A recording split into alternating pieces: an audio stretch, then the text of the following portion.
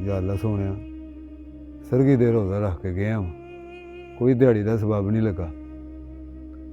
मुंडा भी रोज़ा रख के घर बैठा है, कोई ऐसा अल्लाह का नेक बंदा मिले, कोई इफ्तारी का इंतज़ाम हो जाए। चलो अल्लाह खैर करेगा।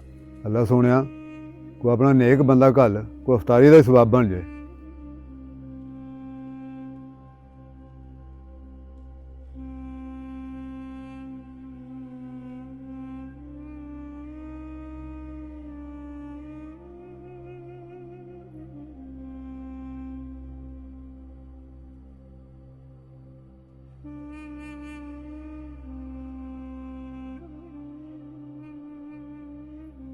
पुत्र किथे ने?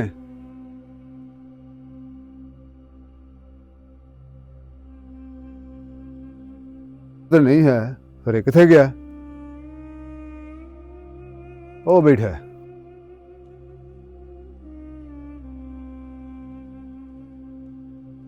बाबा जी आ गए हो? हाँ पुत्र आ गए हैं। अज काम लभा? नहीं पुत्र, सवेर दे उत्थे बह बह के अड्डे ते आ गए हैं, कोई काम नहीं लभा, कोई काम नहीं लभा पुत्रा। अज काम फेर नहीं लभा है ते अज रोजा किवें खोलांगे? अफतारी टाइम घर भी कोई शै नहीं है खान नूं। कोई नहीं गल पुत्र, परेशान ना हो तू। जिन्नू राजी करने वास्ते रोजा रखिया ना, वो अफतारी का भी सबब बनाएगा कोई ना कोई। सानू अल्लाह दे घर च बड़ा यकीन है, ओदे बड़े खजाने ने, अपने बड़े खजाने च इंशाअल्लाह सानू को देगा। सी रोजा सोहना खोलांगे रब दे करम दे नाल इंशाअल्लाह। इंशाअल्लाह। ठीक है पुत्र। अजान होने डई है सर जी, ते चल नमाज पढ़ने, रब चंगियां करेगा। आ जा मेरा पुत्र। अल्लाह खैर करेगा इंशाअल्लाह रब्बुल आलमीन। ओनू सजदा देने यार मैं ते क्रिस्चन हाँ ते हमसाए मेरे मुसलमान ने ते है भी माड़े, ते दिल करदा इन्हां दे रोजे खिलावां, गुस्सा ही ना कर जान किधरे।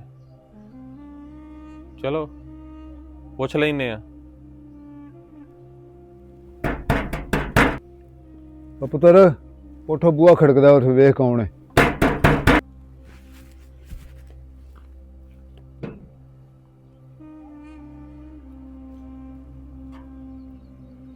हां जी बाबे दी घर ने? हां जी बाबे दी घर ही ने। की कहना जे? ਕੰਮ ਸੀ ਉਹਨਾਂ ਨਾਲ, ਜਰਾ ਕੋ ਉਹਨਾਂ ਨੂੰ ਆਵਾਜ਼ ਮਾਰਿਆ ਜੇ। अच्छा मैं बुलाना।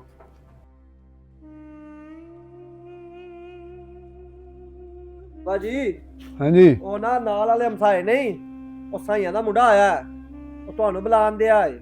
अच्छा, ਹਾਂਜੀ ਉਹਦੀ ਗੱਲ ਸੁਣੋ। ਉਹਨੂੰ ਉਹਨਾਂ ਹੀ ਬੁਲਾ ਲਾ ਮੇਰਾ ਪੁੱਤਰ, ਜਾ ਉਹਨੂੰ ਬੁਲਾ ਕੇ ਲਿਆ। ਉਹਨੂੰ ਨਾ ਬੁਲਾ ਲਾ। ਆਹ ਉਹਨਾਂ ਬੁਲਾ ਲਿਆ। ਹਾਂਜੀ ਭਾਜੀ ਆ ਜਾਓ, ਬਾਬੇ ਦੀ ਘਰ ਹੀ ਬੁਲਾਉਣ ਦੇ, ਅੰਦਰ ਆ ਜਾਓ।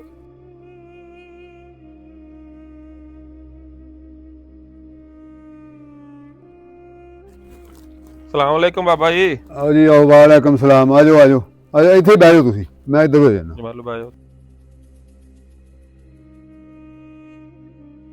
ਹਾਂ ਪੁੱਤਰ, ਕਿਵੇਂ ਆਉਣ ਹੋਇਆ ਫਿਰ? ਬਾਬਾ ਜੀ ਦਿਲ ਤਾਂ ਬੜਾ ਕਰਦਾ ਪਿਆ, 2-3 ਦਿਨ ਹੋ ਗਏ ਨੇ ਤੁਹਾਡੇ ਵੱਲ ਆਉਣ ਤੇ, ਪਰ ਨਾ ਮੈਂ ਸ਼ਰਮ ਦਾ ਮਾਰਾ ਨਹੀਂ ਸਾ ਹੁੰਦਾ। ਮੇਰਾ ਦਿਲ ਇਹ ਕਰਦਾ ਸੀ ਕਿ ਮੈਂ ਨਾ ਤੁਹਾਡੇ ਰੋਜ਼ੇ ਖਿਲਾਵਾਂ। ਤੇ ਠੀਕ ਹੈ ਪੁੱਤਰ, ਇਹਦੇ ਚ ਸ਼ਰਮ ਵਾਲੀ ਕਿਹੜੀ ਗੱਲ ਹੈ? ਤੇ ਨਾਲੇ ਅਸੀਂ ਗੁੱਸਾ ਕਿਉਂ ਕਰਨਾ ਹੈ? ਮੈਨੂੰ ਤੇ ਇਹੀ ਗੁੱਸਾ ਨਾ ਕਰ ਜਾਇਆ ਜੇ ਕਿਤੇ। ਨਹੀਂ ਪੁੱਤਰ, ਗੁੱਸਾ ਨਹੀਂ ਹੀ ਕਰਦੇ, ਤੇਰੀ ਦਿਲ ਦੀ ਖੁਸ਼ੀ ਹੈ ਤੇ ਰੱਬ ਰਾਜ਼ੀ ਹੋਏਗਾ। ਠੀਕ ਹੈ, ਤੂੰ ਆਪਣਾ ਪੂਰਾ ਕਰ।